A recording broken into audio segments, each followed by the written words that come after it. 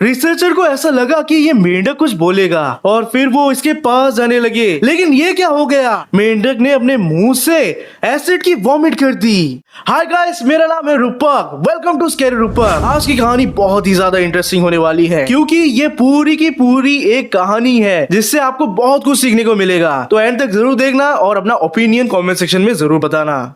ये कहानी 2014 की है, जब एक फॉरेस्ट एक्सप्लोरर ये नोटिस करते हैं कि लेक ग्रैंडविले में जितने भी बर्ड्स हैं, वो सारे कहीं और ही उड़ के जा रहे हैं। ऐसा इसलिए क्योंकि इस जंगल में जितने भी कीड़े थे वो सारे गायब होते जा रहे हैं। फॉरेस्ट एक्सप्लोरर को बहुत बुरा लगा क्योंकि उन्हें बर्ड्स से प्यार है और इन्हीं सब के चलते कुछ और लोगों के भी अटेंशन वहाँ पड़ चुके थे। और ये और कोई नहीं बल्कि SCP फाउंडेशन है। ये दोनों दरअसल में कपल है और ये रिसर्चर्स है SCP फाउंडेशन से, लेकिन ये हंटर का गेटअप लेके जंगल में घूम रहे हैं ताकि किसी का शक इन पे ना जाए। और इन्होंने एक वुडन कैबिन भी हायर कर लिया है ताकि वो उसी में अपना समय बिताते रहे और यहाँ पर क्या हो रहा है ये जानते रहे। जो मेल रिसर्चर है वो बहुत ही ज्यादा बोर्ड हो गया क्योंकि उसे कुछ रोमांचक चाहिए था, लेकिन जो फीमेल है वो बहुत इंजॉय कर रही थी क्योंकि उन्हें प्रकृति से प्यार है।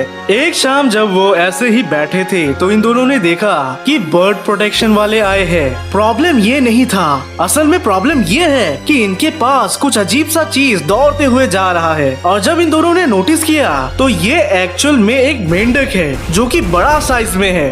ये दोनों अपनी आंखों पर बिलीव ही नहीं कर पा रहे हैं कि इनके सामने आखिर ये क्या आ गया।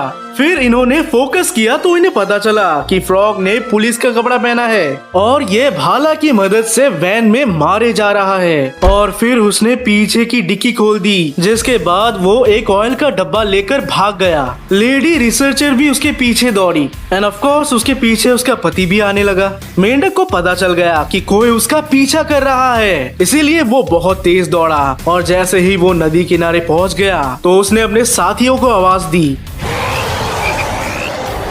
ये दोनों झाड़ियों में चुपके उसे देख रहे थे कि तभी और दो मेंढक आए। एक मेंढक तो ठीक इनके सामने खड़ा हो गया और जैसे ही उसने इन दोनों को देखा तो वो चिल्लाकर पानी में कूद गया, जिसके चलते और मेंढक भी उन्हें देख लिए। लेकिन हस्बैंड रिसर्चर गुस्से से उनकी तरफ बढ़ने लगा। जो मेंढक पुलिस के गेटअप में है वो फ्रेंच भाषा में इनको बोलता है कि रुक जाओ वरना तुम्हारे लिए अच्छा नहीं होगा। लेकिन ये महाशय दौड़ते जा रहे थे तो सेल्फ डिफेंस में मेंढक ने अपना भाला फेंका जो कि सीधे हस्बैंड रिसर्चर के चेस्ट के अंदर घुस गया।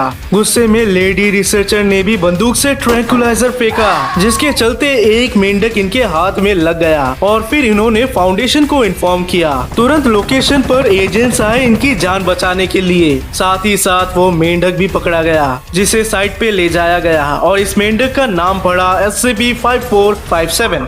मेंढक को एक अच्छे रूम में रखा गया, लेकिन जैसे ही वो होश आया तो उसने कराटे मारना शुरू कर दिया। स्टाफ देख पा रहे थे कि ये मेंढक डरा हुआ है और अपनी सिक्योरिटी के लिए इसने एक चेयर उठा लिया खुद को कवर करने के लिए। अब आए डॉक्टर बेरंगर, जिन्होंने मेंढक को बेड पे अच्छे से लॉक कर दिया। लेकिन तब उन्हें पता चला कि मेंढक के हाथ से एक अजीब टाइप की लिक्विड निकलती है, जिसके चलते उसका हाथ आराम से निकल जाता है। जब डॉक्टर बेरंगर दो एजेंट्स के साथ उस मेंढक के पास आए तो मेंढक डर के मारे कांपने लगा और वो बोलता है कि शेफ आ गया। यार ये कितना बदमाश है, इसने सबके सामने मुझे शेफ बोल दिया।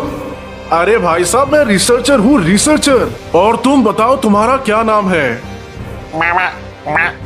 मैं हूँ फ्रॉगिया कम्युनिटी का लीडर। मैं अपने कम्युनिटी के लिए कभी भी गद्दारी नहीं करूंगा। अगर तुमने आज मुझे मार भी दिया तो भी मैं कुछ नहीं उगलूंगा। डॉक्टर बेरंगर हंसता है और इससे कुछ और सवाल जवाब करता है, लेकिन अब ये फ्रॉग कुछ भी बताता नहीं है। उसे खुश करने के लिए रूम में बहुत सारे कंफर्टेबल चीजें रख दिए गए, लेकिन फिर भी वो इम्प्रेस नहीं हुआ। अचानक फ्रॉग एक लंबी सांस लेता है, जिससे रिसर्चर को लगा कि वो अब अपना मुंह खोलेगा। हाँ, उसने मुंह तो खोला, लेकिन मुंह के अंदर से उसने ढेर सारे एसिड उगले और ये एसिड की वॉमिट सीधे जाके रिसर्चर की बॉडी में पड़ी। रिसर्चर दर्द से चिल्लाता है और फिर वो नीचे गिर जाता है। दौड़कर एक एजेंट आता है जो कि फ्रॉग को पकड़ लेता है। यहाँ पर हम मेंढक को देख सकते हैं। Seems like he is very happy. वहीं पर रिसर्चर की हालत बहुत खराब है। 2-4 दिन वो बहुत बीमार रहे, लेकिन धीरे धीरे वो वापस ठीक हो गए। थैंकफुली एससीपी फाउंडेशन के पास एक एंटीडोट है जिसके चलते इस अटैक से बचा जा सकता है। इसके बाद भी कई सारे अटेम्प्ट्स किए गए इस मेंढक का मुंह खोलने के लिए, लेकिन साला ये मुंह ही नहीं खोलता, उल्टा बदमाशी करता है। वहीं पर जंगल में भी एससीपी फाउंडेशन के एजेंट्स लगे पड़े हैं इन फ्रॉग्स पर नजर रखने के लिए, और उन्हें बहुत सारी बातें पता चली है कि ये फ्रॉग्स टाइम टू टाइम बाहर आते हैं और कुछ न कुछ सामान लेकर अंदर चले जाते हैं। साथ ही साथ ये एक गुफा के अंदर जाते हैं एंड मोस्ट प्रोबेबली इसी गुफा के अंदर ये सब लोग रहते हैं। कुल मिलाकर 25 एजेंट्स को इस गुफा के अंदर भेजा गया, लेकिन किसी ने भी ये नहीं सोचा था कि इन मेंढकों ने ऑलरेडी सारा इंतजाम कर रखा है। गुफा के अंदर घुसते ही अनजाने में कुछ एजेंट्स ने अपने पैरों तले कुछ बटन्स को दबा दिया, जिसके चलते उनके ऊपर भाला की बारिश होती है। कुछ बहुत ही घायल हो गए, लेकिन कुछ अभी भी अंदर जाने की कोशिश करने लगे। इतने में ही इनके ऊपर एसिड की बारिश होती है। बचते बचाते 3 घंटे तक जब ये अंदर गए, तब जाके इनके सामने असली सेना आए और इन्हें पता चला कि ये सेना कितने ज्यादा एडवांस और डेंजरस है। इन्होंने पत्थर की बारिश की, जिसके चलते कई सारे एजेंट्स मारे गए। अभी यहाँ पर वापस हम उसी कपल को देख सकते हैं जिन्हें हमने वीडियो के स्टार्टिंग में देखा था। ये दोनों दरअसल मेंढक के पास इसलिए आए ताकि ये उससे कुछ राज उगल पाए, लेकिन हुआ ऐसा कि मेंढक इसे देखकर कांपने लगा, क्योंकि मेंढक को लगा कि ये मर गया है, लेकिन ये मरा नहीं। और इसी के चलते मेंढक को ऐसा फील हो रहा था कि ये उसे काट कर खा जाएगा। फाइनली कुछ क्वेश्चनिंग्स के बाद फ्रॉग ने सारे राज खोल दिए। दरअसल ये कहानी फ्रांस की है और उसने फ्रेंच लोगों को मेंढक खाते देखा है, इसीलिए वो डर रहा था कि उनके कम्युनिटी को भी ये लोग खा जाएंगे। इसके बाद मेंढक को ये बताया गया कि एससीपी फाउंडेशन को उनके गुफा के बारे में सब मालूम है। ये सुनते ही मेंढक सहम गया, क्योंकि उसकी माने तो उसके लोग अभी खतरे में हैं। वही एससीपी फाउंडेशन के लोगों ने मेंढक को समझाया कि चलो हम आपके साथ पीस ट्रीटी साइन करेंगे, जिसके तहत हम आपको कभी भी नुकसान नहीं पहुंचाएंगे, उल्टा हम आपकी मदद भी करेंगे। ये सब बातें होने के बाद फाउंडेशन ने मेंढक को अकेला छोड़ दिया कि तुम अपना सोचते रहो, तुम्हें क्या करना है। वहीं पर फाउंडेशन के लोग जंगल में रेगुलरली मेंढकों को अच्छा खाना और सप्लाईज देने लगे। धीरे धीरे मेंढकों ने भी डर को हटाया और फिर फाइनली एक पीस ट्रीटी साइन हो गया। फाउंडेशन ने ये निर्णय लिया कि वो इन मेंढकों को यहीं पर छोड़ देंगे, वो इन्हें कहीं कंटेन नहीं करेंगे। साथ ही वो टूरिस्ट का भी ध्यान रखेंगे ताकि वो कभी भी मेंढक को ना देख पाए। अब हुआ यूँ कि इंसान इनकी इतनी मदद कर रहे थे, जिसके चलते इनके और इंसानों के बीच बहुत अच्छी दोस्ती हो गई। लेकिन फाउंडेशन को पता चला कि ये दोस्ती हानिकारक हो सकती है, क्योंकि ये फ्रॉग्स बिल्कुल इंसानों की तरह ही इंटेलिजेंट है। तो अगर इन्हें लगा कि इंसान की दुनिया इनके लिए सेफ है, तो ये इंसानों के साथ रहने के लिए भी डिमांड करेंगे। इसीलिए फाउंडेशन ने रेगुलरली इन्हें एक कहानी सुनाई, वो भी फ्रेंच लोगों की कहानी कि दुनिया में फ्रेंच लोग बहुत सारे हैं और ये फ्रॉग्स खाना पसंद करते हैं। ये फ्रॉग को खा जाने वाली कहानी इनके बच्चे तक को सुनाई गई, जिसके चलते इनके अंदर फ्रेंच लोगों के लिए बहुत ही ज्यादा डर बैठ गया। मेंढकों की कम्युनिटी में एक प्रेसिडेंट है, तो उस प्रेसिडेंट की हमारे एक रिसर्चर से बहुत अच्छी दोस्ती हो गई। दरअसल एससीपी फाउंडेशन ने भी झूठ बोला कि इनकी ये रिसर्चर एक्चुअल में प्रेसिडेंट है। फिर जाके इन्होंने एक क्लिप दिखाई जो कि SCP-082 की है। मैंने SCP-082 पर वीडियो बनाया है, और अगर आपको नहीं पता तो 082 किसी भी इंसान को आराम से खा जाता है। दरअसल वो कुछ भी खा जाता है। तो जब इन्होंने उसकी वीडियो देखी तो इनकी डर से फट गई। इससे हुआ यूँ कि ये अपने मिलिट्री पे ज्यादा ध्यान देने लगते हैं, और तो और ये बाहर जाने से बहुत डरते हैं। लेकिन धीरे धीरे इन फ्रॉग्स का SCP रिसर्चर से कुछ ज्यादा ही गहरा रिलेशन होने लगा, यानी कि लव का हक्कर बाबू भैया, लव का हक्कर।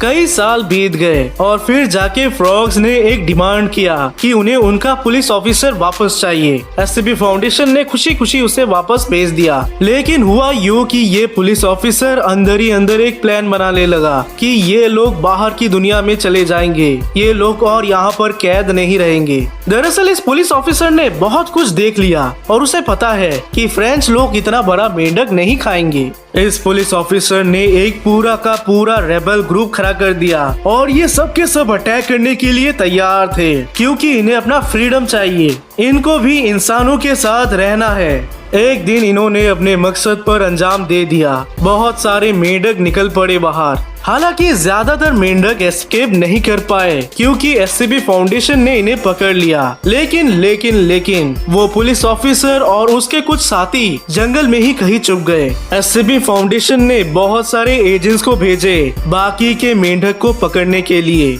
लेडी रिसर्चर सीधे गई अपने वुडन कैबिन में और उन्होंने देखा कि ये लोग वहीं पर हैं। ये सारे डर के मारे छुपे हैं अंदर। लेडी रिसर्चर को देखकर ये मेंढक सारे डर पड़े, लेकिन पुलिस मेंढक ने इन्हें समझाया कि मत डरो, इससे कोई खतरा नहीं है। इसके बाद लेडी रिसर्चर पुलिस मेंढक को समझाती है कि तुम अपने ग्रुप को लेकर वापस गुफा में चले जाओ, वहीं पर रहना तुम्हारी भलाई है। हमारी दुनिया बिल्कुल भी अच्छी नहीं है, वहाँ पर तुम लोग नहीं रह पाओगे। लेकिन पुलिस मेंढक ये क्लियर करता है कि वो बिल्कुल भी उस गुफा के अंदर नहीं जाएगा, क्योंकि उसे पता है कि ये सारी कहानियाँ है। वो बताता है कि वो अपने लोगों को गुफा के अंदर ऐसे ही जिंदगी बिताते हुए नहीं देख सकता। उसे पता है कि बाहर की जिंदगी बहुत खूबसूरत है, उसे उसके लोगों के साथ खुली हवा में जीना है, चैन से। लेकिन लेडी रिसर्चर जानती है कि ये पॉसिबल नहीं है। पुलिस मेंढक ने जोर से चिल्लाया, जिसके चलते सभी लोग इनको घेर लेते हैं। लेडी रिसर्चर बाहर निकलती है, साथ ही साथ पुलिस मेंढक भी। लेडी रिसर्चर ट्रैंकुलाइजर का बंदूक टान लेती है और बताती है कि ये जगह तुम्हारे लिए सेफ है, बाहर की दुनिया बिल्कुल भी सेफ नहीं है। लेकिन इन सब से मेंढक पुलिस को बिल्कुल भी कुछ समझ नहीं आता। उसे जाना है बाहर तो जाना ही है। दरअसल पुलिस मेंढक का ये मकसद है कि वो अपने पॉपुलेशन को बढ़ाएगा और पूरी दुनिया में फैलाएगा। लेडी रिसर्चर देखती है कि आसपास 100 की तादाद में मेंढक भरे पड़े हैं, जो कि बस देखना चाहते हैं कि उसका रिएक्शन क्या होने वाला है। लेडी रिसर्चर ऐसा कुछ उल्टा सीधा करना तो नहीं चाहती, लेकिन उसे अपना ड्यूटी अदा करना है, जिसके चलते फाइनली उसने एक बहुत ही बड़ा कदम उठाया। उन्होंने बिल्कुल भी कुछ भी उल्टा सीधा नहीं सोचा, सीधे जाकर वो उस पुलिस ऑफिसर को काट देती है। अनफॉर्चुनेटली इंसानों को डेंजरस प्रूव करने के चक्कर में उस लेडी रिसर्चर को उस फ्रॉग को यानी उस पुलिस फ्रॉग को चबा कर खाना पड़ा, जिसके चलते तुरंत उसकी मौत हो गई। और साथ ही साथ सबने देख लिया कि इंसान कितने ज्यादा डेंजरस हो सकते हैं। इस हादसे के बाद वो लेडी रिसर्चर डिप्रेशन में चली गई, जिसके बाद वो एससीबी फाउंडेशन को एक लेटर लिख के देती है, जिसमें वो ये क्लियरली बताती है कि उसे एमनेस्टिक्स का ट्रीटमेंट चाहिए। वो ये बैड मेमोरीज को भुला देना चाहती है, वो इसे अपने दिमाग में नहीं रख सकती।